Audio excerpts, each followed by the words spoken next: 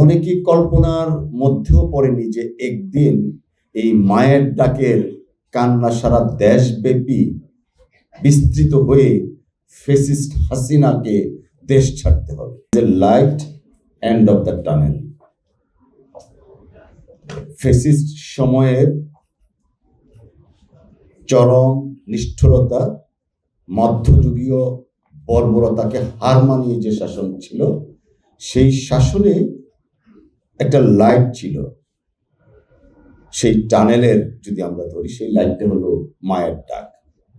তো আজকে এই মায়ের ডাক যে প্রোগ্রামটা, আজকে এই দিবসটা পালন করতে যাচ্ছে, যে কারণে আমি বললাম there is always a light end of the tunnel.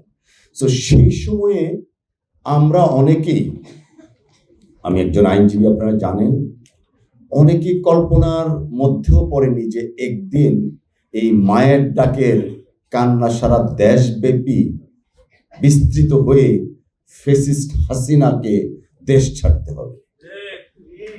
তো তখন যারা এই মায়ের ডাক ব্যানারকে সামনে নিয়ে রাজপথে দাঁড়িয়েছিলেন, বিভিন্ন জায়গায় দাঁড়িয়েছিলেন, নিগৃহীত হয়েছিলেন, কত নিষ্ঠুরতা তাদের উপরে পরিচালিত হয়েছিল, সেই কথা, সেই আবেগ দিয়ে এখন আমরা আর চলতে চাই না। এই মায়ের ডাকের একদম প্রথম থেকে অদ্য পর্যন্ত একজন সাক্ষী আজকের মাননীয় প্রধান অতিথি। আমি অনেকক্ষণ বক্তব্য শুনছিলাম, আবেগে কান্না আসছিল। Of course we have been crying last 17 years. এখন কান্নার সময় নয়, এখন আমাদের অধিকার আদায়ের সময়, এখন ন্যায় বিচার পাওয়ার সময়, এখন রাষ্ট্রীয় স্বীকৃতি আদায় করার সময়। আমি জাস্ট একটা দুইটা সেন্টেন্স বলে আমি আমার বক্তব্য শেষ করব। আজান পড়বে, মাননীয় প্রধান অতিথি বক্তব্য রাখবেন। আমাদের human rights, national human rights commission, তাকে শক্তিশালী করতে হবে। কেন? যেন ভবিষ্যতে আর মায়ের ডাককে আবার নতুন করে না দাঁড়াতে হয়। প্রতি সপ্তাহে সর্বোচ্চবার বিকাশ পেমেন্টে 50 জন হবেন পেমেন্ট চ্যাম্পিয়ন। জিতে নিন টিভি সহ আকর্ষণীয় সব প্রাইজ। আজকে পার্লামেন্টে আমরা এমপি নির্বাচিত হওয়ার পরে, ডেপুটি স্পিকার হওয়ার পরে, আমি আমার প্রথম ভাষণে বলেছিলাম এই সংসদ মুজলুমের সংসদ। ফাঁসির মঞ্চের আসামিরা এই সংসদে আছেন, আয়নাঘরের যারা ছিলেন তারা এই সংসদে আছেন, গুম হওয়া ব্যক্তিগণ এই সংসদে আছেন। এই মুজলুমের সংসদে দাঁড়িয়ে আছি আমরা। এখনো আমি একই কথা বলবো। আজকে আয়নাঘরের একজন সদস্য এখানে আছেন মাননীয় সংসদ সদস্য হিসাবে। মায়ের ডাকে নেতৃত্বে ছিলেন তুলি, তিনিও সংসদ সদস্য আছেন। গুম হওয়া খুকন সাহেব আছেন, আরেকজন আছেন।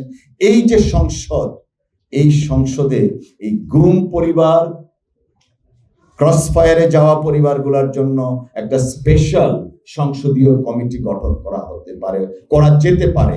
আমার মনে হয় যারা ভিকটিম আছেন এবং মেম্বার অফ পার্লামেন্ট আছেন, তারা অফকোর্স অন্যান্য মেম্বার অফ পার্লামেন্টের সাথে কথা বলে সংসদে একটা সংসদীয় স্পেশাল কমিটি করতে হবে। কেন? আমাদের নূর খান সাহেব একটু আগে যে কথাগুলো বলে গেছেন, আমরা ন্যায় বিচার চাই। ন্যায় বিচার সুনিশ্চিত করার জন্য ট্রাইব্যুনালের সংখ্যা বাড়ানোর দাবি আসছে, বাজেট বাড়ানোর দাবি আসছে। প্রত্যেকটা জিনিসকেই আমরা কিন্তু মনে রাখতে হবে, এই বর্তমান সরকার এই গুম, হত্যা, নির্যাতন, ক্রসফায়ারের উপর দাঁড়িয়ে এই সংসদ, এই সরকার। অতএব এই সরকারের দায়িত্ব হচ্ছে সর্বাগ্রে এই সমস্ত বিষয়গুলোকে প্রাধান্য দিয়ে রাষ্ট্র পরিচালনা করা।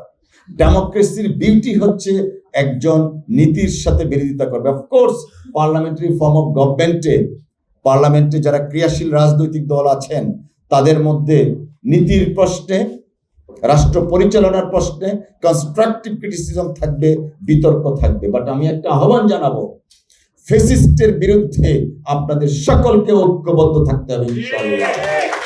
কারণ বাংলাদেশ যেন আবারও কখনো কোনো সময়ে ফ্যাসিস্টের মুখোমুখি হতে না হয়, সেই জন্য সবাইকে আমরা ঐক্যবদ্ধভাবে কাজ করব।